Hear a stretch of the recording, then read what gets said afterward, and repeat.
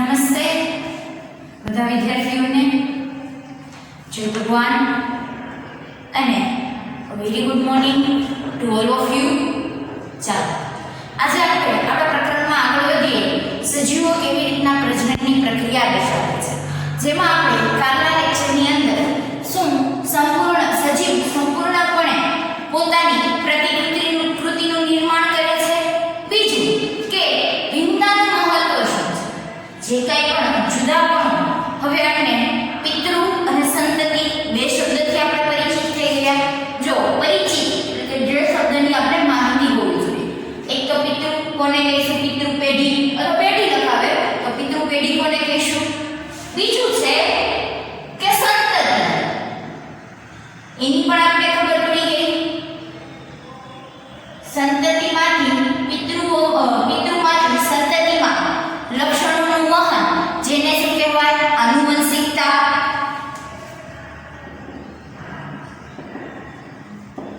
કોને આભારી છે? તો કે ડિઓક્સી રિબોન્યુક્લિક એસિડ. અને એ શું ધરાવે છે? સંદેશાઓ ધરાવે છે. તો આ ડીએનએ નો જે કંઈ પણ ભાગ સંદેશા ધરાવે છે તેને શું કીધું? તો આપણે જનીન કીધું હતું. આટલી બાબતથી આપણે પરિચિત થઈ ગયા છીએ. ભિન્નતાનું મહત્વ પણ જોઈ ગયા કે પેઢી દર પેઢી જે કંઈ પણ જુદું જોવા મળે છે એ શા માટે ફાયદાકારક છે કે નુકસાનકારક છે. મોટા ભાગે એ હંમેશા ફાયદાકારક જ હોય. જરૂરી નથી કે ભિન્નતા ઉત્પન્ન થવાને કારણે જે તે સજીવ મૃત્યુ પામે. હવે આજના લેક્ચરની અંદર આપણે જે અલિંગી પ્રજનન પદ્ધતિ છે, બુકની અંદર એવું આપ્યું છે કે એકલ સજીવો દ્વારા ઉપયોગમાં લેવાતી પ્રજનનની પદ્ધતિ. એકલ સજીવો એટલે શું?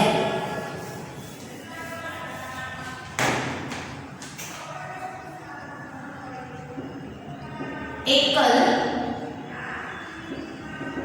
સજીવો દ્વારા ઉપયોગમાં લેવાતી પદ્ધતિ. એકલ સજીવ એટલે શું? તો કે પ્રજનનની એવી પદ્ધતિ કે જેની અંદર માત્ર એક જ સજીવ ભાગ લેતો હોય. શું છે પ્રજનનની એવી પદ્ધતિ કે જેની અંદર એક જ સજીવ ભાગ લેતો હોય? એક જ સજીવ દ્વારા પ્રજનનની પ્રક્રિયા થાય.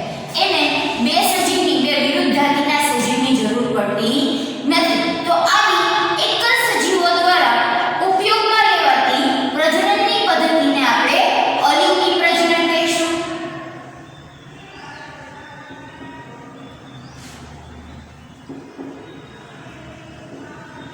અલિંગી પ્રજનન કે જેની અંદર એકલ સજીવો એટલે કે એક સજીવ દ્વારા નવી સંતતિનું નિર્માણ થઈ શકે છે. બીજું, અલિંગી પ્રજનનની અંદર જે છે એ પેઢી દર પેઢી ભિન્નતા જોવા મળતી નથી, કેમ કે એક જ સજીવ દ્વારા ઉત્પન્ન થાય છે. જેવું પિતૃ પાસે હશે એવું સેમ ટુ સેમ સંતતિ પાસે લક્ષણોનું વહન થશે. તો ચાલો જોઈએ આ અલિંગી પ્રજનનની પદ્ધતિ.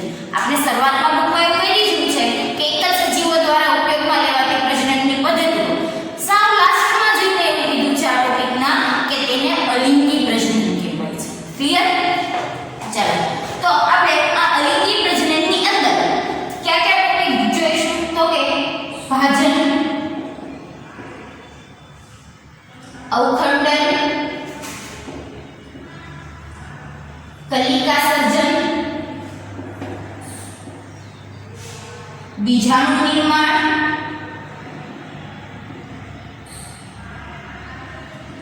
પુનઃસર્જન અથવા તો પુનઃજનન બંને કહી શકાય. પછી વનસ્પતિની અંદર જો અલિંગી પ્રજનન જોવા મળે, આ પ્રાણીઓ અથવા એકકોષીય સજીવો થયા છે, જો વનસ્પતિની અંદર આવું અલિંગી પ્રજનન જોવા મળે તો તેને વાનસ્પતિક પ્રજનન કહેવાય. શું કહેવાશે મિત્રો? વાનસ્પતિક પ્રજનન. તો આજે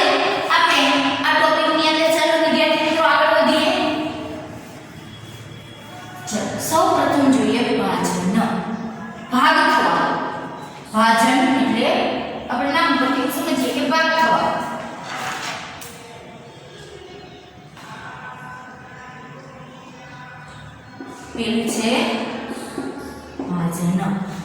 ભાજન એ વિવિધ બે પ્રકારે જોવા મળે છે.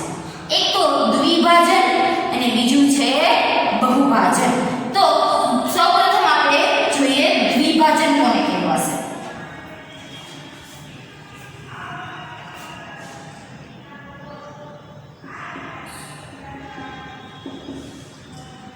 તો દ્વિભાજનની અંદર સજીવનો દેહ એ કોઈ પણ સમતલમાંથી વિભાજિત થઈ શકે.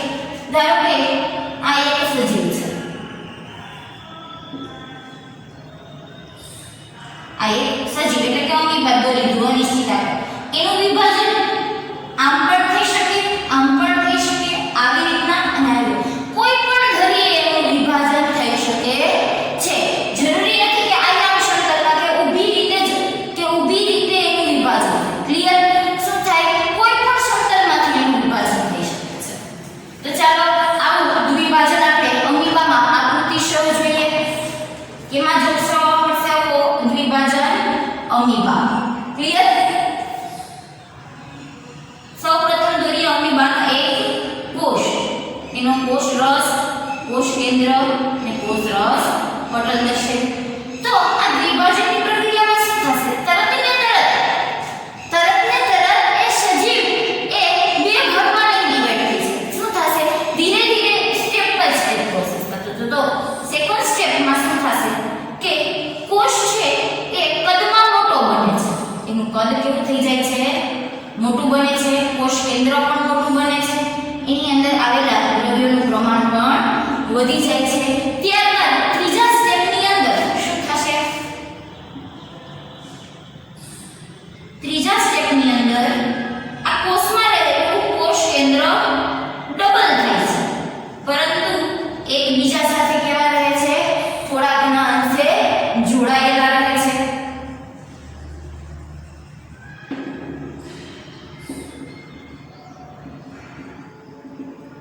ત્યારબાદ એ કોષ કેન્દ્રો એકબીજાથી છૂટા પડશે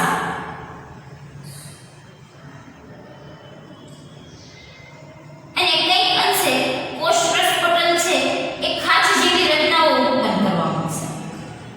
એકબીજાથી અલગ થઈ ગયા એટલે બે કોષ કેન્દ્રોનું નિર્માણ થઈ ગયું, પરંતુ દેહ કેવા છે? હજી એનો દેહ કેવો છે? એકને એક જ છે. હવે અહીંયા પછી અંતમાં શું થશે કે અંતની અંદર લાસ્ટમાં અહીંયા જે બે કોષરસ પટલની ખાંચ જેવું દેખાય છે ત્યાંથી એ બંને કોષ કેવા થઈ જશે? અલગ પડી જશે અને સ્વતંત્ર અમીબાની અંદર એનું રૂપાંતરણ થઈ જશે. બે અમીબાના કોષોની અંદર એનું રૂપાંતરણ થઈ જશે. એટલે કેટલા સજીવો અહીંયા બની ગયા? બે બાળ અમીબાનું નિર્માણ થઈ ગયું. આ વાત થઈ ગઈ દ્વિભાજન. હવે આવું જ વિભાજનની પ્રક્રિયા એક દ્વિભાજન જોઈ લીધું. એ દ્વિભાજન આવી જ બીજી લેશમાનિયામાં જોવા મળે છે. એની અંદર લેશમાનિયા કે જે કાલા અજારક નામના રોગ માટે જવાબદાર છે. તો ચાલો જોઈએ લેશમાનિયા કે એની અંદર આ પ્રક્રિયા કઈ રીતના થતી હશે.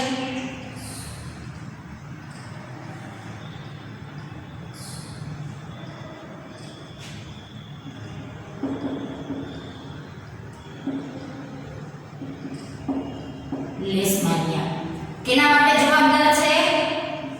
કાલા અજારક રોગ માટેથી જવાબદાર બાબતો છે. તો અહીંયા એની ખાસિયત શું છે ખબર? કે લેશમાનિયાની અંદર એનું વિભાજન કોઈ પણ ધરીએથી નથી થતું. ઊભા અક્ષે ઊભી ધરીએ એનું બે સરખા ભાગમાં વિભાજન થઈ જાય છે.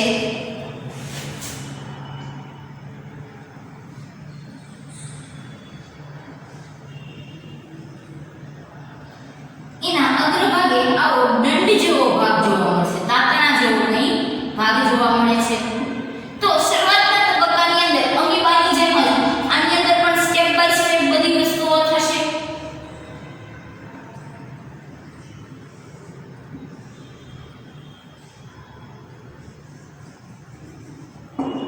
કોષ કેન્દ્ર મોટું બનશે, અંદરના દ્રવ્યોનું પ્રમાણ પણ વધશે અને બીજા તબક્કાની અંદર શું થશે? આ દંડી જેવો ભાગ છે દાંતણા જેવો, એનો વિકાસ થશે થોડો. ક્લિયર? ચલો એના પછીનો તબક્કો જોઈએ કે શું પ્રોસેસ થશે આગળ.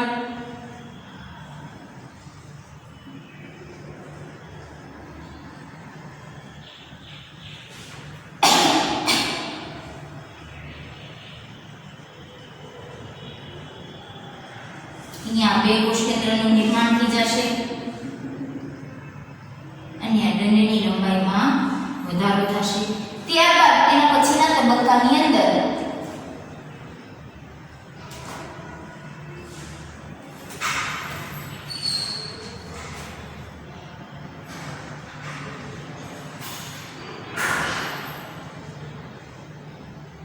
એ બંને એકબીજાથી સેપરેટ થઈ જશે, દૂર થઈ જશે સાવ.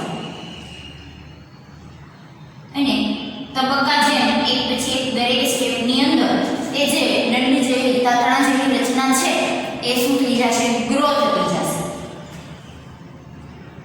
તો એના પછીનો તબક્કો આવી રીતના દોરું છું. અહીં આવશે આપણે અંદર સમાસે નહીં.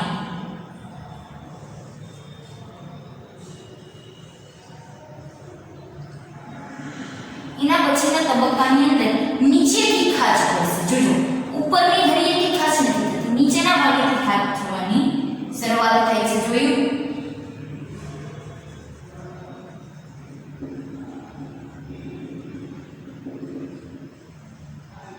અને જે આ તાતણા જેવી રચના છે એ સંપૂર્ણ વિકાસ થઈ જશે. ત્યારબાદના તબક્કાની અંદર અંતમાં એક ખાંચ ઉપરના ભાગ સુધી લંબાઈ જશે અને બંને કોષ કેન્દ્ર એ સેપરેટ થઈ જશે. સાવ સેપરેટ એટલે અલગ અલગ જે નવો સજીવ બનવાનો છે એની અંદર ડિવાઈડ થઈ જશે.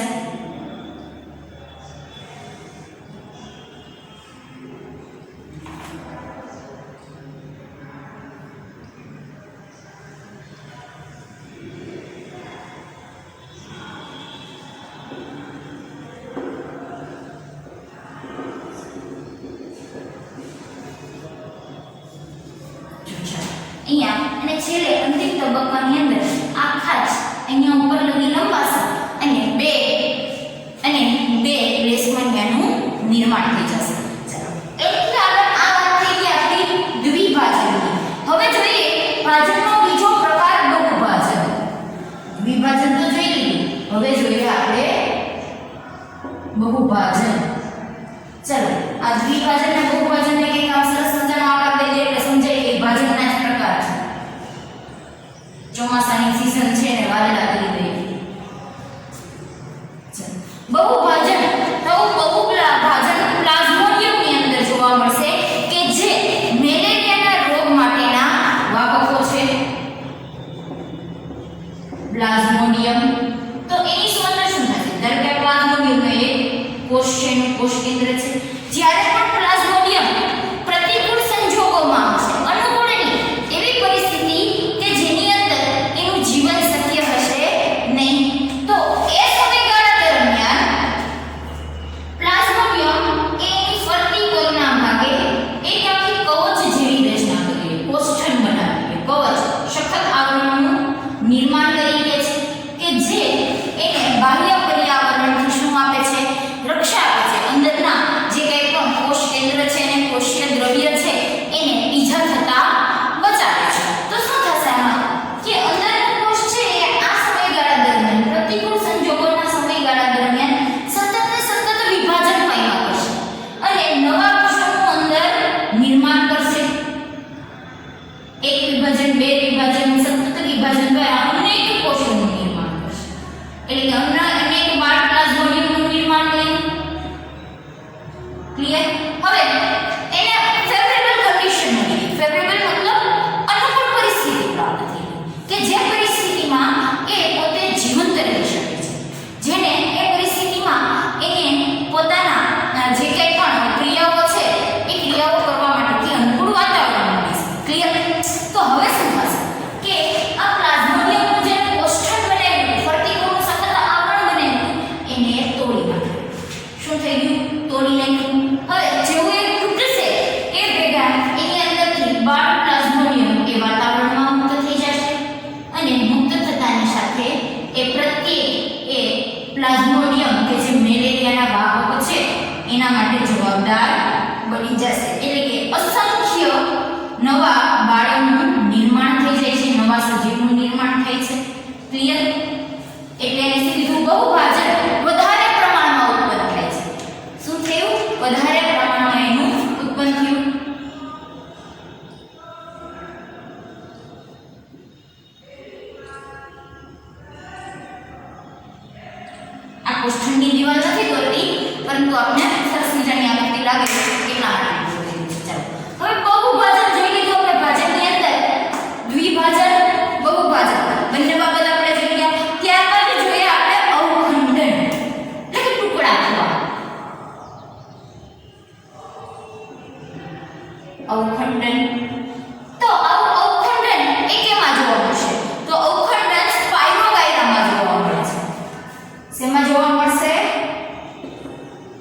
સ્પાઇરોગાયરા. સ્પાઇરોગાયરાની અંદર અવખંડન કઈ રીતના થાય તે આપણે આકૃતિ દ્વારા સમજીએ. ની અંદર આકૃતિ નથી પણ એને આપણે આકૃતિ દ્વારા સમજવાનો પ્રયત્ન કરીએ.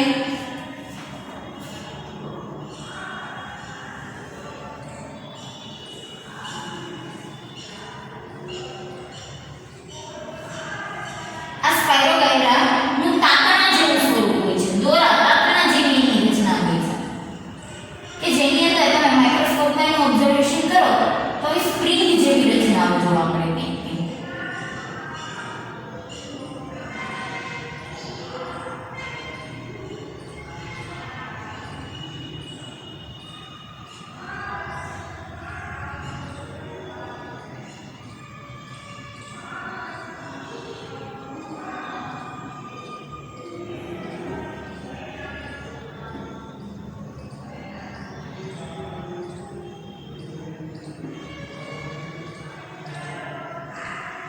આવી સ્પ્રિંગ જેવી એની રચના જોવા મળે છે. તો આ સ્પાઇરોગાયરાની અંદર કઈ રીતના આયનની પ્રજનન થશે અવખંડનની ક્રિયા દ્વારા? તો કે અહીંયા એનો કોઈ પણ ભાગ, સપોઝ કે આટલો એનો ભાગ એ એના મૂળ દેહથી આટલો એનો ભાગ એના મૂળ દેહથી છૂટો પડ્યો તો શું થશે? આ છૂટો પડેલો જે ભાગ છે એમાંથી નવા સજીવનું નિર્માણ થઈ જશે. નવા દેહનું નિર્માણ થઈ જશે. નવો જે ભાગ બનશે ફરી વસ્તી આખા એક સ્પાઇરોગાયરા બનાવી દેશે.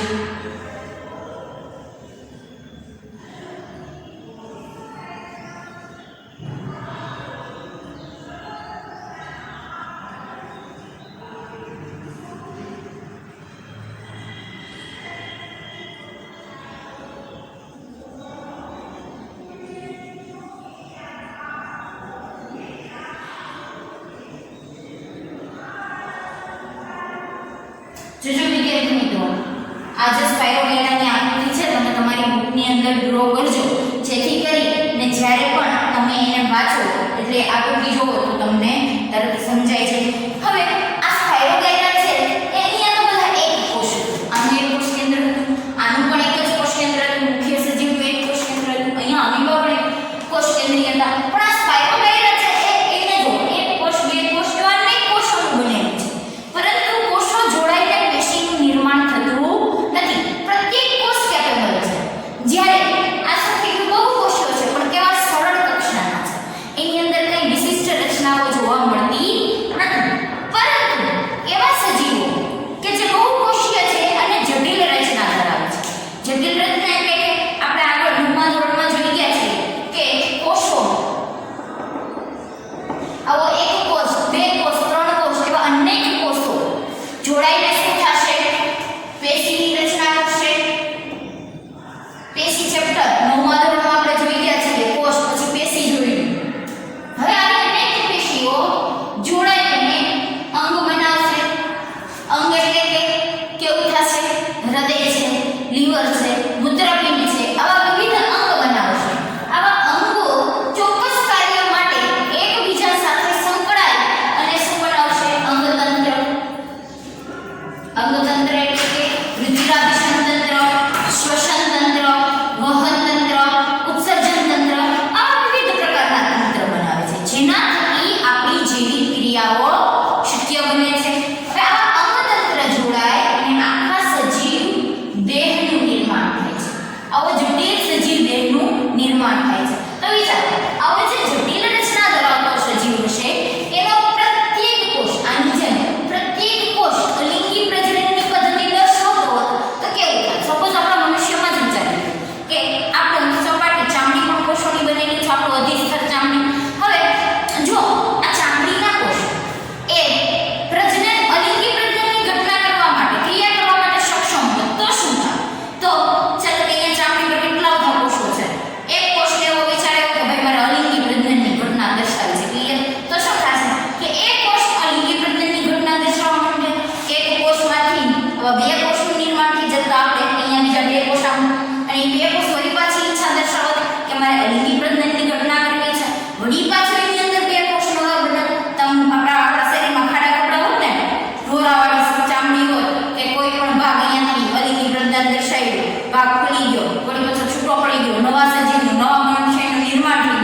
પરંતુ એવું થતું નથી, કેમ કે આ ઘટના અલિંગી પ્રજનનની ઘટના એ જટિલ બહુકોષીયની અંદર જોવા મળતી નથી. એના માટે વિશિષ્ટ રચના અલિંગી પ્રજનન જે આવતા વિડિયો લેક્ચર્સની અંદર આપણે જોઈશું. હવે અવખંડન બાદ આપણે આને લખી લેજો બુકમાં, ના યાદ રહીએ સાઈડમાં નોટ ડાઉન કરી લેજો. અવખંડન બાદ આપણે જોઈએ કે પુનર્જનન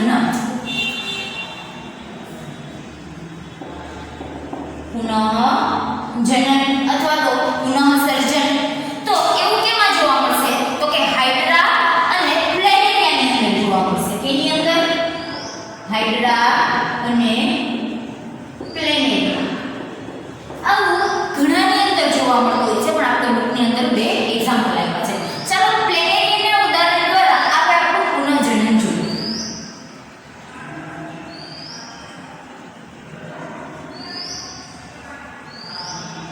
આ છે પ્લેનેરિયા. પ્લેનેરિયા કંઈક આવું દેખાતું હોય છે. વિશિષ્ટ રચનાના પ્રકાર અહીં બે આંખો દર્શાવેલી, બડી મોટી આંખો બતાવીને. હવે એની અંદર શું થશે? પ્લેનેરિયા એટલું કેપેબલ છે કે તમે ગમે એટલા ભાગમાં ડિવાઈડ કરશો તો જે છૂટો પડેલો ભાગ છે એ પણ નવા સજીવનું નિર્માણ કરશે, ઘટતા ભાગનું નિર્માણ કરી લેશે, અને જે ભાગ માંથી એ છૂટો કર્યો છે ત્યાં પણ એની ઘટ હશે તો અહીંયા નવા ભાગનું નિર્માણ કરી લેશે. ધારો કે પ્લેનેરિયા ત્રણ ભાગમાં ડિવાઈડ થયું છે, 1, 2 અને 3. આ પ્રત્યેક ભાગ છે એને આપણે અલગ અલગ દર્શાવીએ. એનો વચ્ચેનો ઉપરનો ભાગ છે, ત્યારબાદ મધ્ય ભાગ, 3 ભાગમાં આપણે એને ડિવાઈડ કર્યું છે, ત્યારબાદ અંતસ્થ નીચેનો ભાગ. તો શું થશે પ્લેનેરિયાની અંદર? આ પ્રત્યેક ભાગ હવે 3 અલગ અલગ ટુકડા થઈ ગયા. 3 અલગ અલગ ટુકડા થઈ ગયા. આ આપણે આકૃતિ અહીંયા નીચે જોઈએ છીએ. તો જે ભાગ હશે એ ભાગને ઘાટી ડ્રો કરીશ અને જે ભાગ નવો બનતો હશે એને આપણે ડોટેડ લાઈનથી ડ્રો કરીશું. ચાલો, તો જે ઉપરનો ભાગ છે એની પાસે શું ઘટે છે? તો કે નીચેનો આપણે દેહ ઘટે છે. તો એ શું કરશે કે પુનઃજનનની ક્રિયા દ્વારા એ દેહનું નિર્માણ કરી લેશે. બની ગયો નવો પ્લેનેરિયા, અને બાકીના બધા જે કંઈ દ્રવ્યો હશે એનું પણ નિર્માણ કરી લેશે. હવે વચ્ચે બીજો ટુકડો આપણે લઈ જોઈએ કે એમાં ઉપરનો માથાનો ને બધો ભાગ ઘટે છે. તો એ પણ એવું કરશે કે જે ઉપર ઘટેલો ભાગ છે એનું નિર્માણ કરી લેશે, અને નીચેના ભાગનું પણ નિર્માણ થઈ જશે એમાં.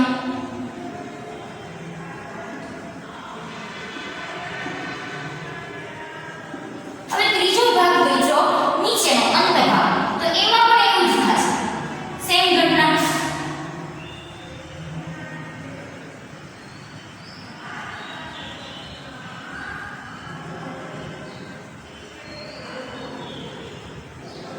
એમાં પણ સેમ ઘટના. ઘટતો ઉપરનો આખો ભાગ એને વિકસિત કરી લીધો,